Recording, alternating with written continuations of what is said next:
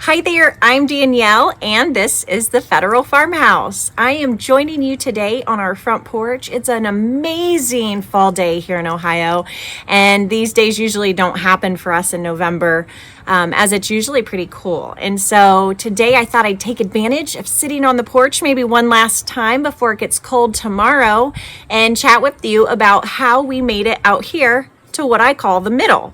And that really just means the middle of nowhere.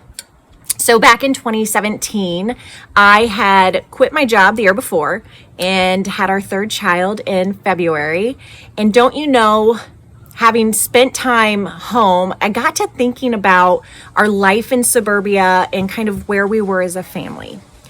And come June, July, August, I remember taking drives with my mom and our children, and I started looking at houses, historic houses near us. And I just got this itch that maybe moving was something that was in our future. And it hadn't been anything that my husband and I had formally talked about and discussed. It was just something kind of to do.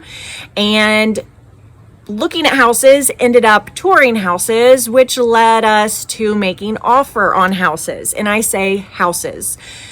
We made a couple offers on homes and they both fell through. One, we just didn't get accepted because there was many offers. And the other house, we worked so hard to try and get the house, but it didn't work out. Well, come that end of August, our kiddos, our twins, were starting kindergarten. And so I had told everybody, I said, we're not moving. I'm not going to do that now with the kids starting kindergarten. That wouldn't be fair. Well, don't you know, in October, I got this gut feeling again, like you need to look. And so I was upstairs in our bedroom at our old house. I was rocking our son. He had fallen asleep. And I thought, I'll look in our county.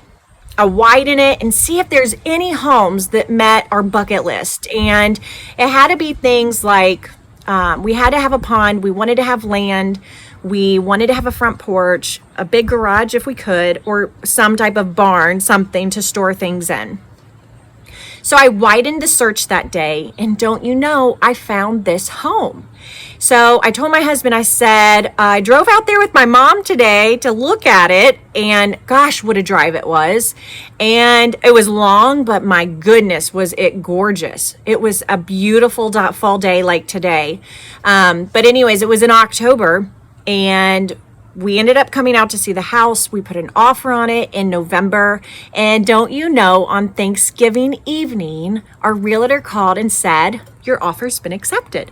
And so that was kind of the beginning of packing up our 4-bedroom house, purging and donating, knowing that we were coming to a home that we didn't want to take a bunch of stuff to that we just didn't need, because we kind of had accumulated things from over the years and from having the kids. So from finding out until January, I was busy packing up the house, and we ended up staging things in our garage so it was easier to load the trucks that day. Well, it came to January, we closed on the house, and we heard of this impending snowstorm. So we asked the owner if we could move up our move-in day so we weren't moving in a snowstorm or having to wait another week. So they agreed, and we started packing up the box trucks, and we had movers come and move our big furniture, and it was pouring down rain that day. It was gross. And we arrived out here to the middle later in the day, probably around 5 o'clock, and it was already dark. In January here, it was dark. And I remember pulling up. The front yard was a soggy mess. The driveways weren't much of gravel anymore. They were covered in mud. And it was just like, oh my goodness, like, what have we done? So the movers, they came in and they put things away, and they were moving probably quicker than they did at the first house because it had gotten so late. And I remember one of them saying, I really like that old house better. The old house that was new. And we sat down together with our family, and we included them in our tradition of having pizza the first night at our new home. And I remember sitting there, and there was boxes well over our heads, and that was standing up. And it was like a little tunnel through some of the rooms, because we didn't have anywhere to put anything aside from the garage, and it was dark, and there was no electricity in it. And then there was the house, and we needed to be able to get to things. So I remember sitting there that night and being absolutely exhausted. And for a moment, I questioned myself and us coming out here. But the next morning, when we woke up from the couches that we were sleeping on, we looked out the window, and it was covered. Everything outside was covered in snow. And it was one of the most beautiful mornings that I'll remember here at the homestead. And it was that moment of, no, you made the right choice. You're right where you need to be.